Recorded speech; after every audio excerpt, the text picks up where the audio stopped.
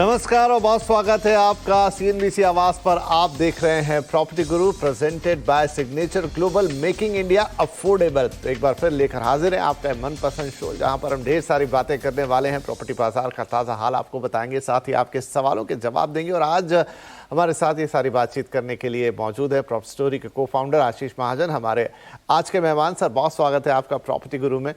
और हमेशा की तरह हम शुरुआत करते हैं कि आपकी एक राय लेते हैं मार्केट के ऊपर। अब ऑलमोस्ट देश मॉनसून में एंट्री करने वाला है, तो मॉनसून को लेकर प्रॉपर्टी मार्केट में किस तरह की उम्मीदें हैं? अक्सर देखते हैं थोड़ा सा स्लो डाउन हो जाता है जब मॉनसून आता है, सारी एक्टिविटीज रियल एस्टेट में, लेकिन फिलहाल की परिस्थिति में क्या लगता है आपको? जी विपिन जी, आज मैं बैंगलोर से बात कर रहा हूँ। यहाँ काफी बारिश हो रही है कई दिनों के बाद। तो हाँ, इनफैक्ट पूरे देश में ही अब तो 24/7 टाइप का मॉनसून हो गया है कि कहीं भी कभी भी बारिश हो रही है।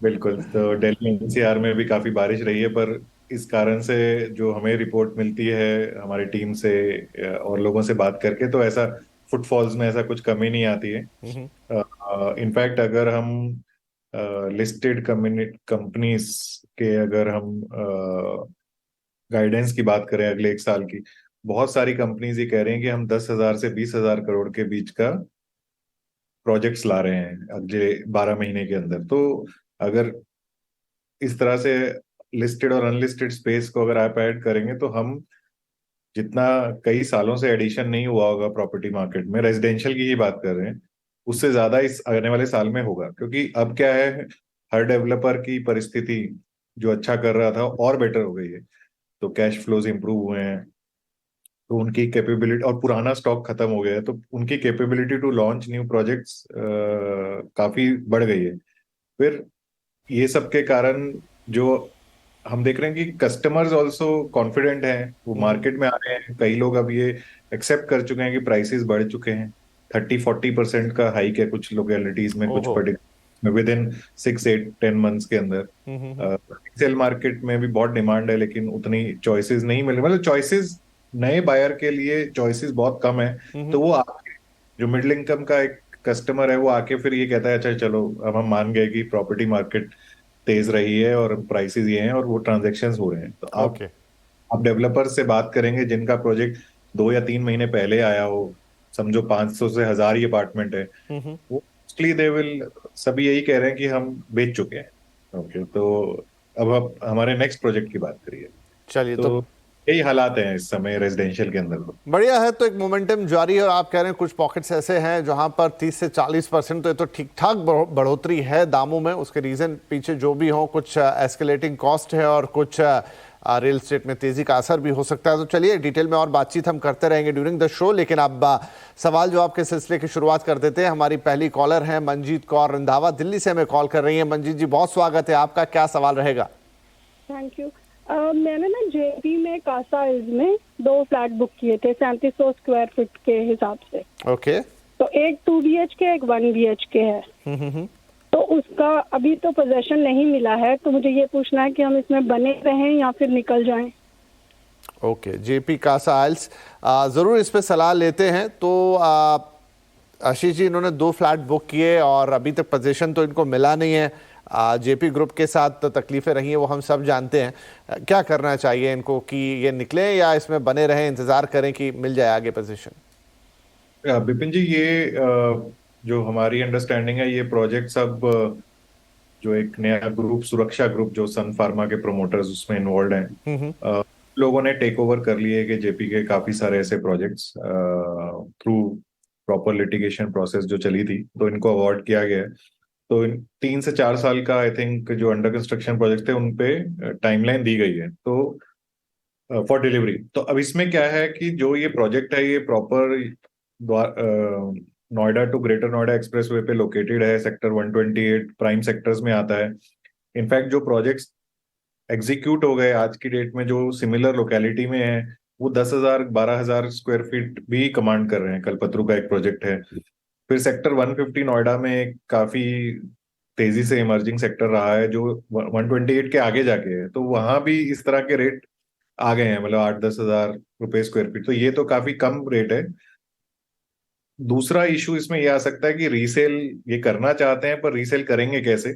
अगर इनको बायर मिलता है, इन्होंने कुछ दाम तो इनका बढ़ा ही है, तो ये निकल सकते हैं। पर हम इस तरह के प्रोजेक्ट्स में रीसेल होना भी आसान नहीं है, अनलेस एंटिल उस पर कंसिडरेबल और एक्टिविटी हो जाए in terms of construction progress, कुछ नया दिखे लोगों को तो वो आएंगे।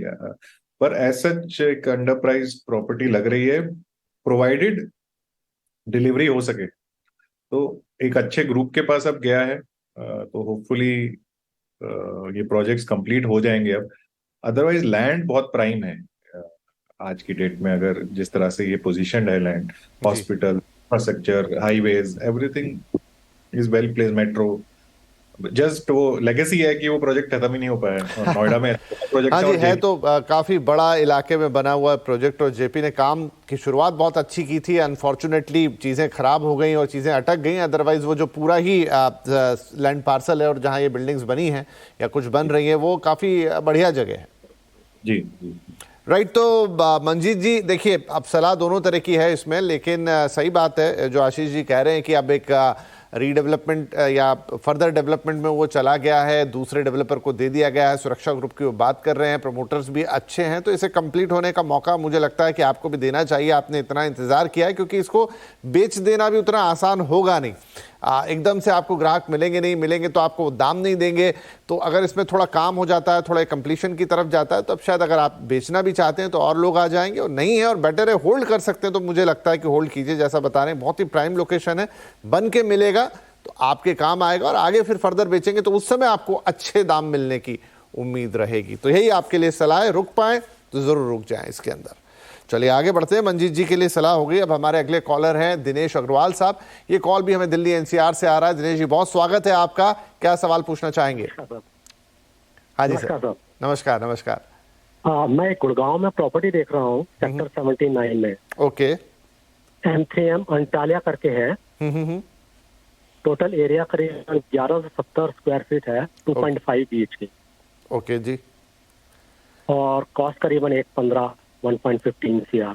ठीक है, तो आप मुझे बताएं कि क्या ये ठीक है? आपको पोजीशन की कोई डेट दी है इन्होंने, कब तक दे देंगे ये? प्रीलिमिनरी में जो बात की थी मैंने, वो कह रहे हैं शायद 3 साल लग जाएंगे। अच्छा, ठीक है।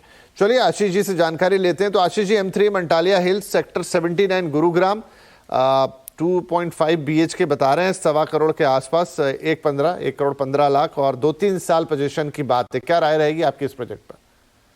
जी विपिन जी, ये सेक्टर 79 में M3M ने पहल करी है। M3M अब प्रोजेक्ट्स, लॉन्चेस और सब के हिसाब से देखा जाए तो गुड़गांव का सबसे बड़ा डेवलपर है। अब जाके DLF एक तरह से कैचअप गेम खेल रहा है, बट DLF थोड़ी सी डिफरेंट लीग में। पर M3M ने इतने सालों में इतनी डिलीवरी करी है कि उनका नाम बहुत बड़ा है उस शहर के अंदर। इनफैक्ट गुड़गांव शहर में टॉप 4-5 बिल्डर्स आप फिंगर टिप्स पे गिन सकते हैं, तो उसमें M3M आ जाता है। जो ये सेक्टर है, ये काफी आज आप अप्रोच करोगे तो आपको लगेगा कि हम कहाँ आ रहे हैं, मतलब कुछ नहीं है आसपास, काफी दूर लगता है MG रोड और एक्सटेंशन रोड गुड़गांव से। बट ये लिंकेजेस सब हैं, NH48 जो आपका हाईवे है, फिर जो सोना और जिसके थ्रू नया हाईवे मुंबई के लिए तैयार हो रहा है, ये सब चीजें सब आसपास ओवर 4-5 ईयर्स की स्टोरी के हिसाब से ये सेक्टर्स रिहायशी सेक्टर होंगे, और ये इंटरकनेक्टेड बहुत अच्छे से हो जाएंगे। द्वारका एक्सप्रेसवे और हाईवे के थ्रू द्वारका एक्सप्रेसवे पे आप जा पाएंगे। तो दिल्ली, गुड़गांव और आसपास के शहरों के जो लोग गुड़गांव आना चाहते हैं, जिनका बजट 1 करोड़ या 1 करोड़ के थोड़ा ऊपर है, उनके लिए बहुत सूटेबल प्रोजेक्ट है। बिकॉज गुड़गांव में 1.25 करोड़, 1.5 करोड़, 2 करोड़ इस तरह के बजट में बहुत चीजें अवेलेबल नहीं है।